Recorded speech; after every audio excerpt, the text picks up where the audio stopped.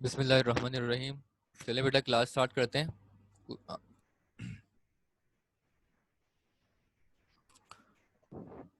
बेटा कल आप लोगों का एक लास्ट टॉपिक बाकी बचा था।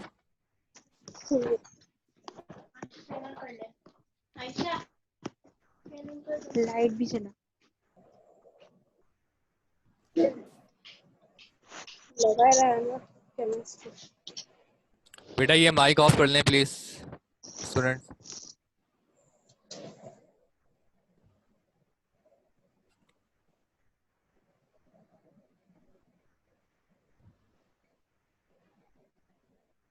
सर केमिस्ट्री की बुक चेंज हुई है?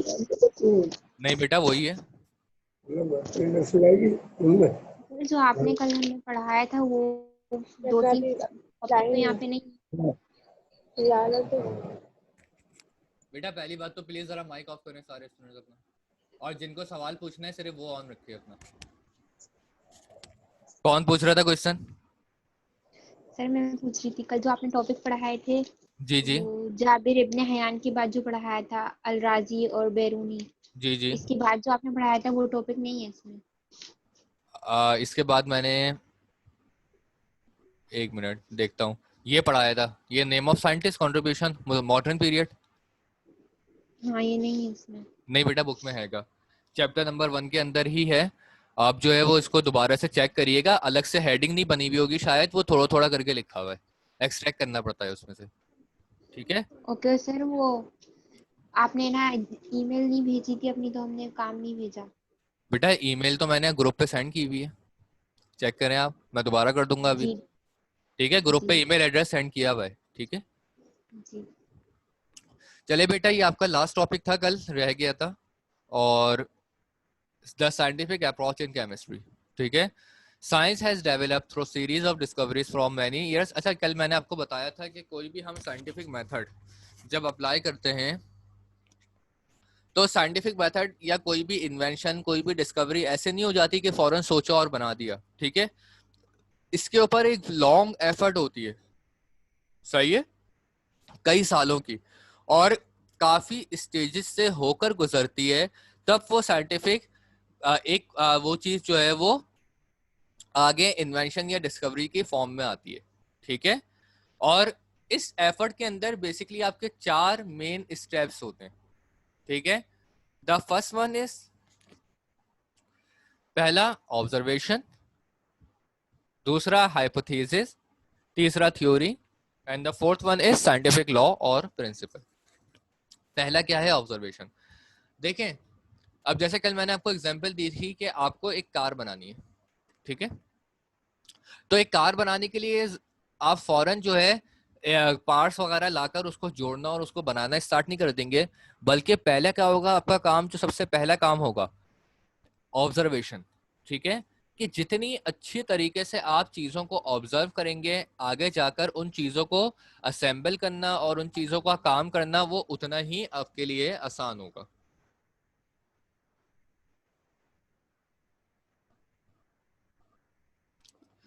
तो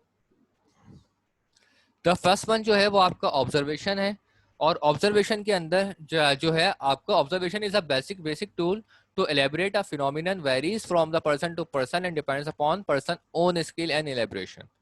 ठीक है, तो ऑब्जर्वेशन जितनी अच्छी होगी, ठीक है, उतना ही आप लोगों के लिए काम करना जो है वो आसान होगा। एक मिनट बेटा।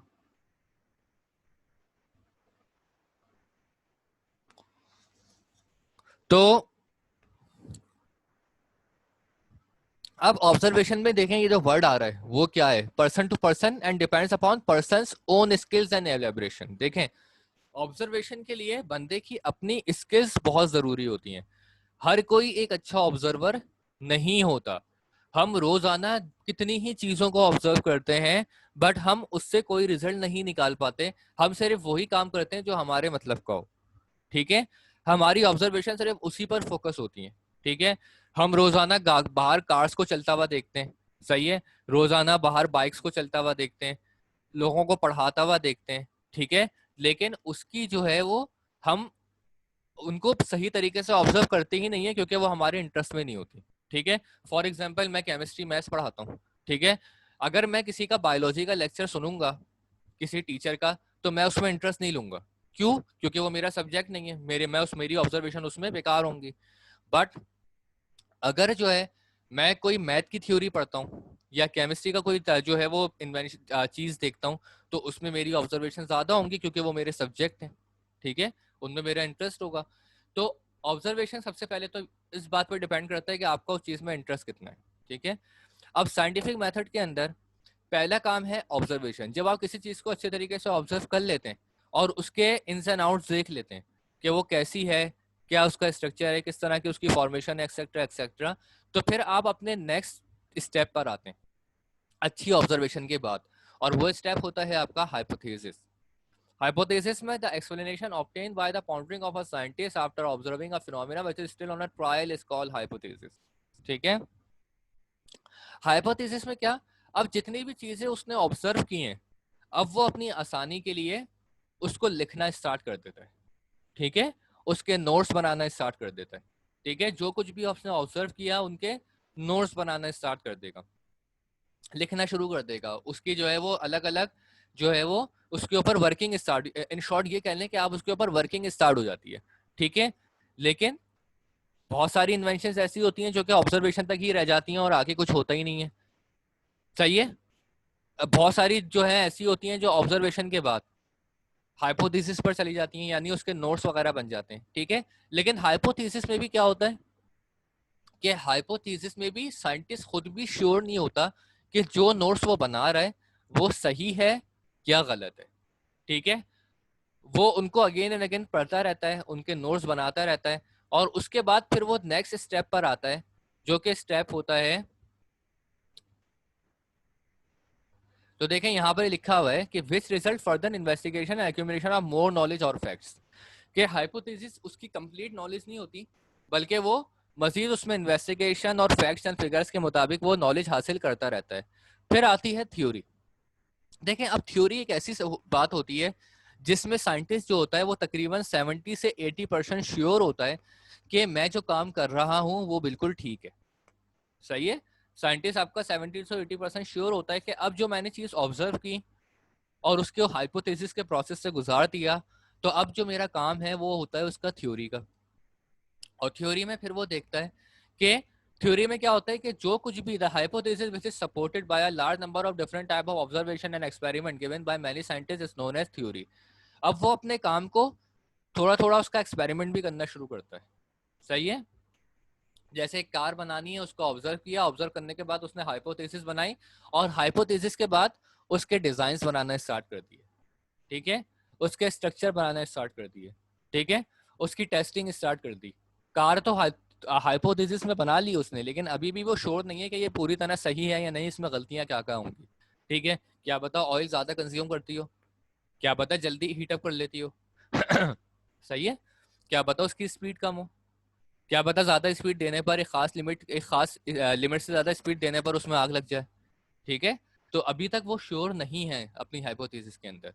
ठीक है, तो hypothesis based on again and again several practicals. ठीक है, और फिर उसके बाद आपकी आती है थ्योरी।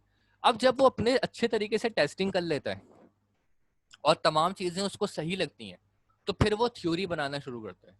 सही है, और थ्योरी में क्या होता है कि फिर वो अपने एक्सपीरियंसेस को लिखता है, अपने नोट्स बनाता है, अपनी चीजों को लिखता है कि जो जो काम मैंने किया है वो इसकी वजह ये थी।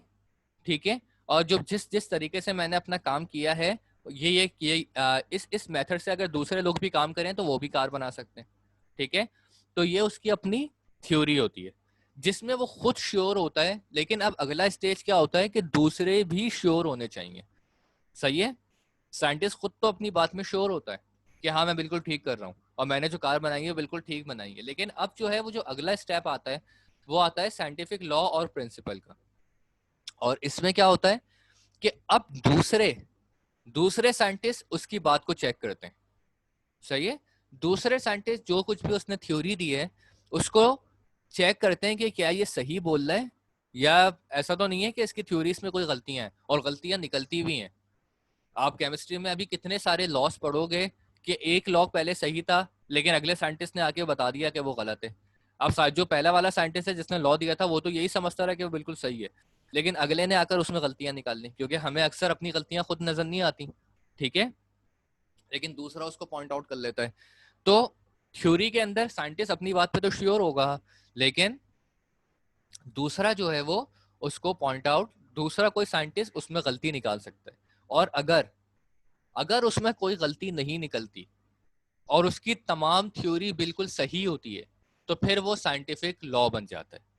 सही है, फिर साइंटिफिक लॉ बनने का मतलब क्या है कि फिर वो बात साइंटिस्ट के लिए 100% श्योर हो जाती है, और सिर्फ वो ही साइंटिस्ट नहीं बल्कि सारे साइंटिस्ट उसको मानना शुरू कर देते हैं, अपने स्टूडेंट्स को पढ़ाना शुरू कर देते हैं, ठीक है। तो वो चीज कहलाती है साइंटिफिक लॉ। यहां तक बेटा कोई सवाल किसी का तो पूछ लें। No sir. अच्छा, सही तरीके से समझ आ गया? Yes sir. ठीक है, यस यस चलें तो फिर अब आप सर। आते हैं। जी जी बोलिए, कौन पूछ रहा सर है? कल आपने होमवर्क क्या देते हैं? बेटा मैं सर जितना हुरबानू। जी बेटा मैं जितना भी पढ़ा रहा हूँ ना आप लोगों को, तो वो सारा कॉपी में उतारना है, यस ठीक है। मैंने ईमेल एड्रेस आपको सेंड कर दिया सर। था जी। यस सर, हमारे पास अभी कॉपीज तो नहीं है। कॉपीज खरीद लें, ओके सर। ठीक है। और कॉपीज तो बेटा आप खरीद लें, यस क्योंकि स्कूल तो पता नहीं कब खुलेंगे, आपकी ऑनलाइन ही क्लासेस चलती रहेंगी। 1 सितंबर तो डेट दी है उन्होंने खोलने की। अब कंडीशन देखने कोविड की क्या होती है आगे। अच्छा एक बात और, कि अभी तो जाहिर सी बात है आप लोग नोट्स नहीं बना सकते, क्योंकि वीडियोस जो हैं वो अपलोड हो ही नहीं है यूट्यूब के ऊपर। तो आप लोग नोट्स देखोगे कैसे बनाने के लिए? तो जब तक जो है वो वीडियोस अपलोड नहीं होती तब तक तो टाइम है आपके पास, ठीक है। जब वीडियोस अपलोड हो जाएंगी मैं मिस शाजिया से बात कर लूंगा, तो फिर उसको देखते हुए फिर नोट्स बना लीजिएगा, सही है, जो भी आपको नोट्स लिखवा रहा हूँ, ठीक है। यस यस अब बेटा इसके बाद हम नेक्स्ट चैप्टर पर आ जाते हैं, अपना लेक्चर नंबर 3 हमारा। और ये चैप्टर जो है वो है आपका केमिकल कॉम्बिनेशन। लेंदी चैप्टर है, काफी चीजें एग्जाम में आती हैं इसमें से, ठीक है, और इम्पोर्टेंट चैप्टर है, सबसे मेन चीज। और ये समझ लें आप लोग कि ये केमिस्ट्री की बेस भी है, ठीक है। ये लेक्चर जो है, ये चैप्टर जो है, ये आगे केमिस्ट्री पढ़ने में आपको बहुत हेल्प करेगा, क्योंकि केमिस्ट्री आपका एक मुश्किल सब्जेक्ट है।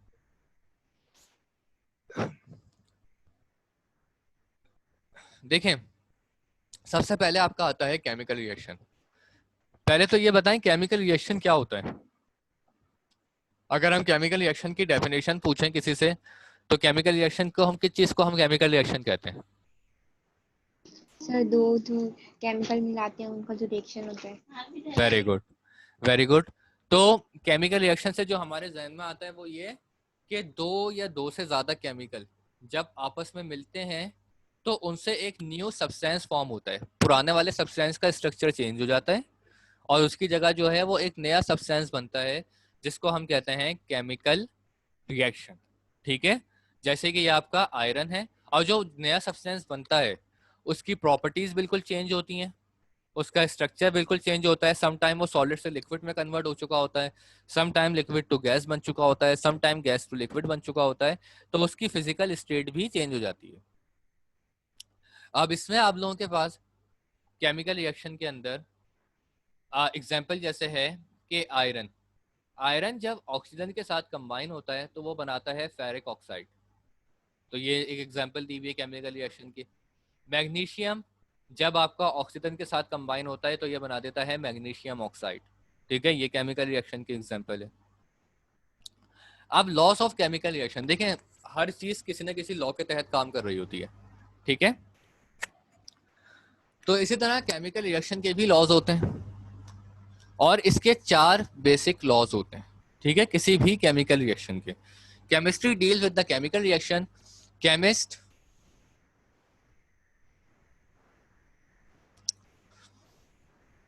Chemists had found that these changes are governed by some empirical law known as laws of chemical combination, ठीक है, कि केमिकल रिएक्शन पर डील करती है और केमिकल कॉम्बिनेशन के कुछ लॉज होते हैं, और वो लॉ जो हैं वो पहला लॉ आपका लॉ ऑफ कंजर्वेशन ऑफ मास।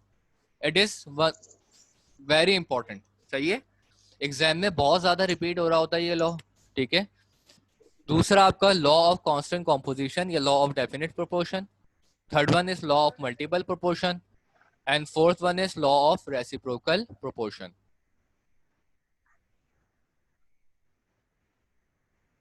तो इसमें जो सबसे पहला लॉ है आपका, वो है आपका लॉ ऑफ कंजर्वेशन ऑफ मास।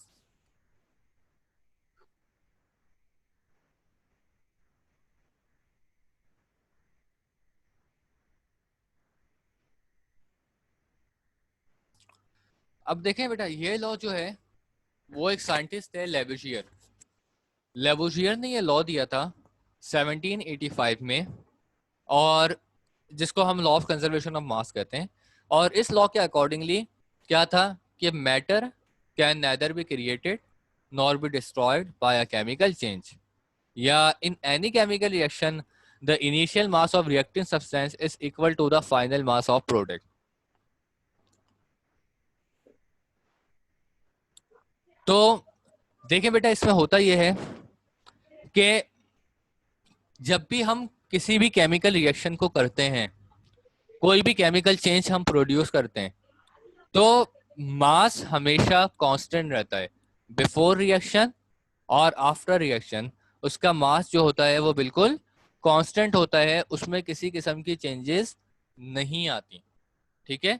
तो उसको हम लॉ ऑफ कंजर्वेशन ऑफ मास कहते हैं। वो मास कांस्टेंट होगा और उसमें किसी किस्म की चेंजेस प्रोड्यूस नहीं होंगी।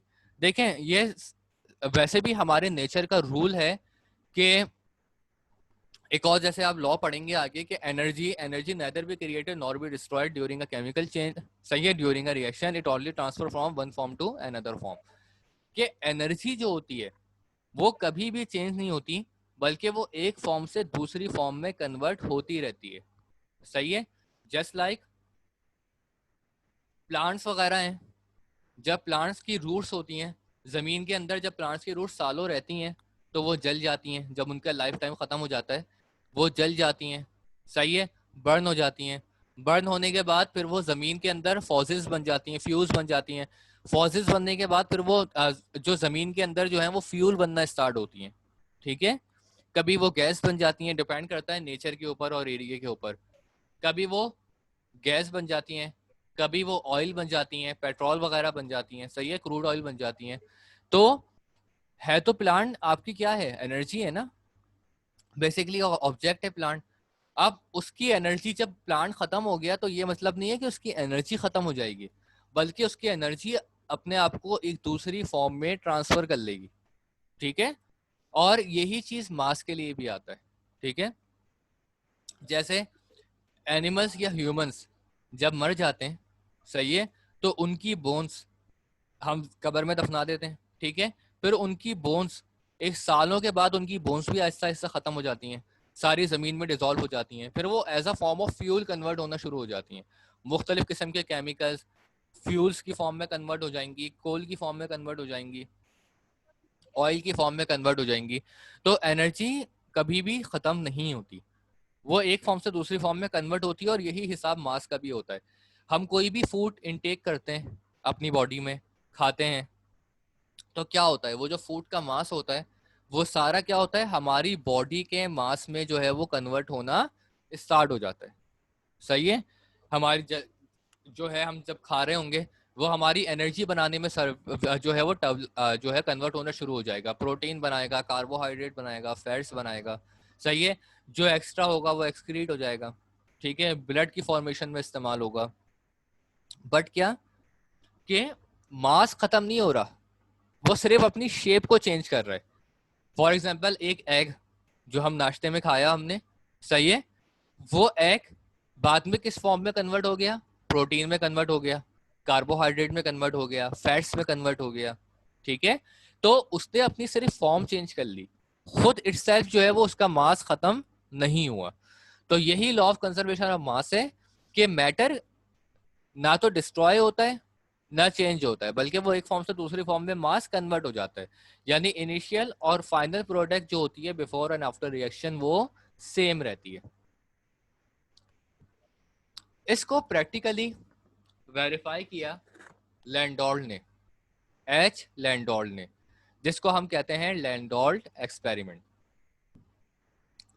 प्रैक्टिकल वेरिफिकेशन, देखें आप आपके बुक के अंदर भी आपका पहला टॉपिक ही है, और एग्जाम में सवाल समटाइम सिर्फ लॉ डिफाइन करने के लिए आता है, और समटाइम जो है वो आपका एक लैंडोल्ट एक्सपेरिमेंट पूरा जो है वो बनाने के लिए आता है, ये पूरा एक्सप्लेन करने के लिए आता है। बेटा according to this experiment this law was verified by, this law was verified by many experiments performed by H. Landolt. He was a German chemist. His most popular and the simplest experiment is as follow. He took an H-shaped tube having two limbs A and B. देखिए उन्होंने एक H shape की tube ली, एक tube जिसका जो shape था वो कैसा था, H टाइप का बना हुआ था।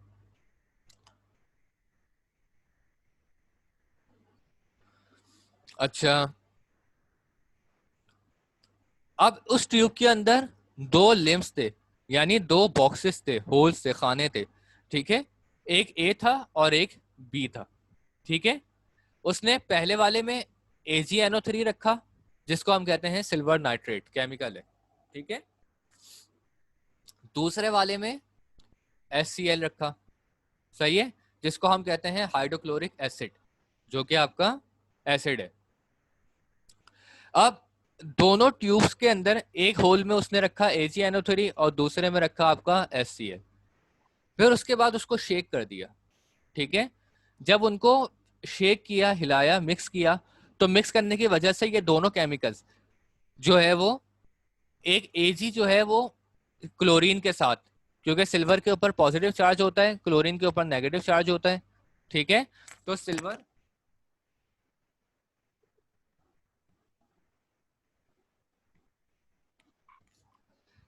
जो है वो क्लोरीन के साथ कंबाइन हुआ, ठीक है, और हाइड्रोजन जो है वो NO3 यानी कि ये वाला ग्रुप जो है NO3 के साथ हाइड्रोजन कंबाइन होकर उसने बना दिया नाइट्रिक एसिड। तो बेटा अगर यहाँ पर देखा जाए तो इस वक्त केमिकल बिल्कुल चेंज हो गए, पहले सिल्वर नाइट्रेट और हाइड्रोक्लोरिक एसिड था, आगे जाकर वो बन गया सिल्वर क्लोराइड और नाइट्रिक एसिड, ठीक है। उसने पहले वेट किया सिल्वर नाइट्रेट का बिफोर रिएक्शन उसने वेट करके देखा कि कितना वेट आ रहा है, सिल्वर नाइट्रेट और HCl का उसने बिफोर रिएक्शन वेट किया और अपने पास वो वेट नोट कर लिया। फिर उसने आफ्टर रिएक्शन दोबारा वेट किया, जो एक नए केमिकल बने थे, सही है। तो उसने देखा कि बिफोर रिएक्शन और आफ्टर रिएक्शन दोनों के वेट जो हैं वो सेम है, ठीक है। तो इस तरीके से उसने वेरीफाई किया कि किसी भी केमिकल रिएक्शन में जो टोटल अमाउंट ऑफ रिएक्शन है बिफोर और आफ्टर रिएक्शन वो सेम होता है, सही है। बस वो जो है केमिकल्स एक फॉर्म से दूसरे फॉर्म में कन्वर्ट हो जाते हैं। अब बेटा ये बताएं कि इसमें कोई प्रॉब्लम है अभी तक जो पढ़ाया, किसी भी स्टूडेंट को जो भी सवाल हो वो 1 बाय 1 पूछ ले बेटा। No sir. क्लियर है सबको?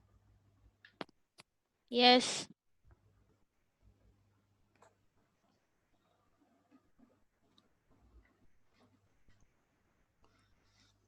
अच्छा, जब ये आपका AgCl बना था सिल्वर क्लोराइड, तो इसमें लिखा हुआ है प्रेसिपिटेट्स ऑफ वाइट कलर।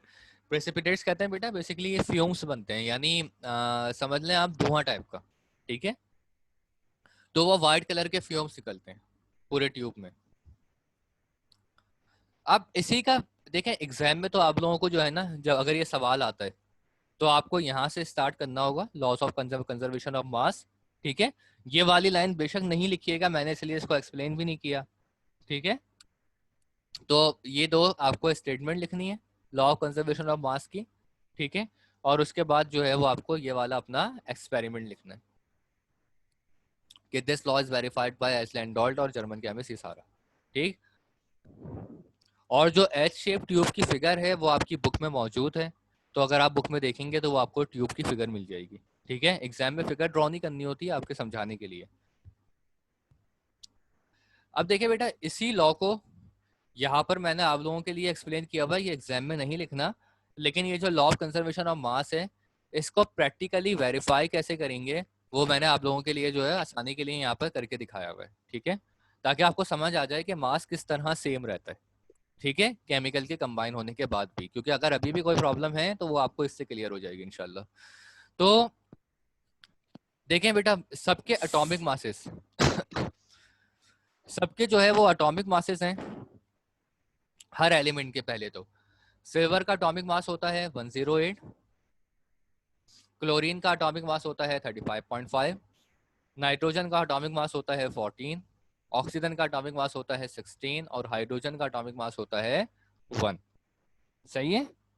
अब अगर हम बिफोर रिएक्शन केमिकल्स को देखें, पहला केमिकल हमारा क्या बना था, सिल्वर क्लोराइड, ठीक है। अब इसी के अंदर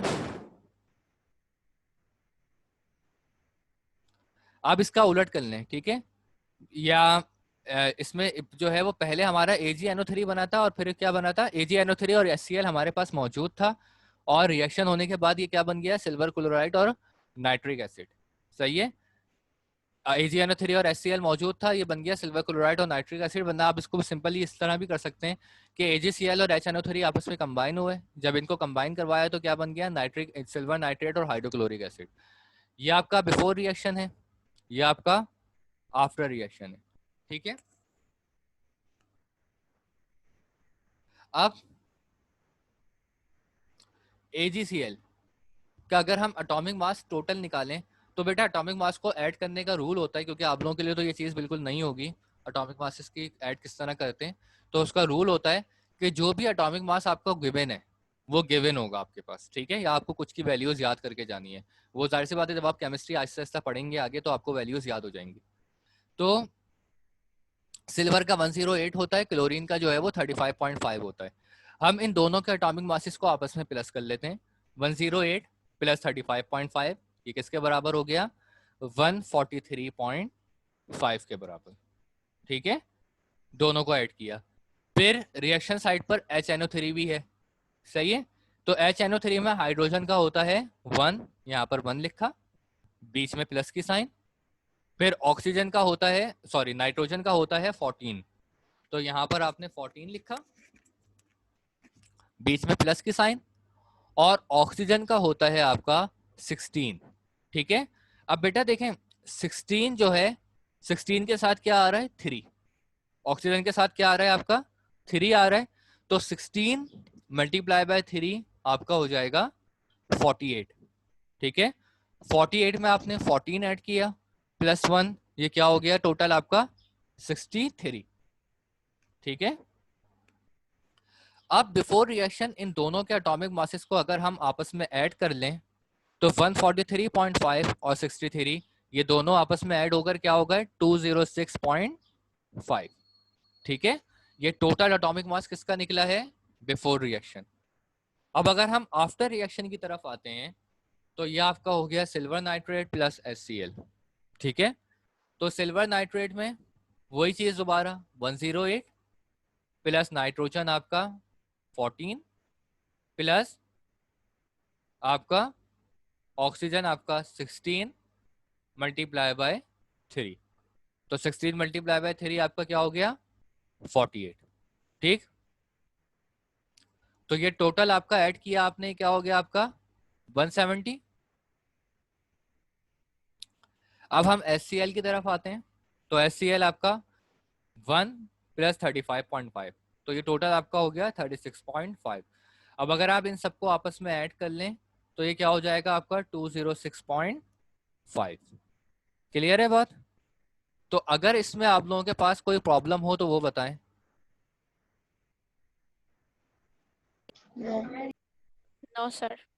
तो बिफोर एंड आफ्टर रिएक्शन आपके एटॉमिक मासेस जो हैं वो बिल्कुल सेम रहे, तो ये चीज आपको जो है प्रूव कर रही है कि this is law of conservation of मास।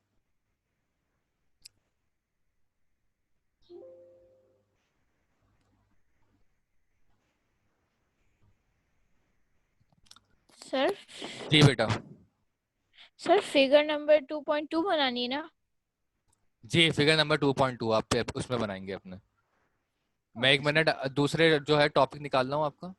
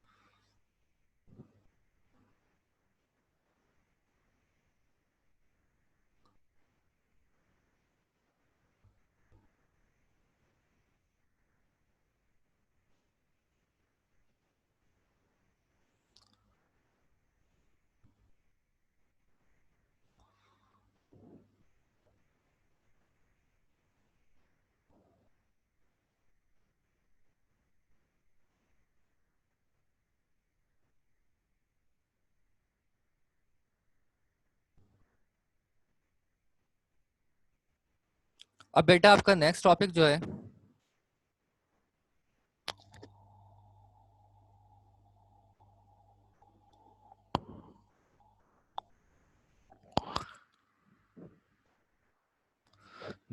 आपका है लॉ ऑफ कंजर्वेशन ऑफ मास के बाद लॉ ऑफ कांस्टेंट कंपोजिशन और लॉ ऑफ डेफिनेट प्रोपोर्शन। ठीक है, तो बेटा इसमें लॉ ऑफ कांस्टेंट कंपोजिशन या लॉ ऑफ डेफिनेट प्रोपोर्शन में आपको ये स्टेटमेंट है, different samples of the same compound always contain the same element combined together in the same proportion by mass. देखें अब इसमें वो क्या बोल रहे हैं कि एक ही कंपाउंड के अगर हम डिफरेंट सैंपल्स लें, इन शॉर्ट बात ये है कि कोई भी एलिमेंट जब कोई भी कंपाउंड जब बनता है तो उसमें हम जितने भी मास से जितने भी वो कंपाउंड जिस फॉर्मेशन से वो बनता है, अगर हम उसको उससे ज्यादा क्वांटिटी सप्लाई कर भी दें तब भी वो अपना रिएक्शन करने के लिए उतनी ही अमाउंट लेगा जितनी उसको जरूरत है। अगर हम उससे ज्यादा क्वांटिटी उसको सप्लाई करेंगे तो वो उसका रिएक्शन नहीं करेगा उससे। फॉर एग्जाम्पल इस लॉ को जो है सिंपल वर्ड में अगर हम एक्सप्लेन करें तो वाटर का फॉर्मूला आप सबको पता है, क्या होता है वाटर का? Hydrogen plus oxygen. Hydrogen plus oxygen, जिसको हम कहते हैं H2O। ठीक है, तो H2O जो है बेटा, H2O का मतलब क्या है? हाइड्रोजन और ऑक्सीजन। हाइड्रोजन कितने हैं? 2 हाइड्रोजन है और 1 ऑक्सीजन है, सही है, तो वो कहलाता है H2O।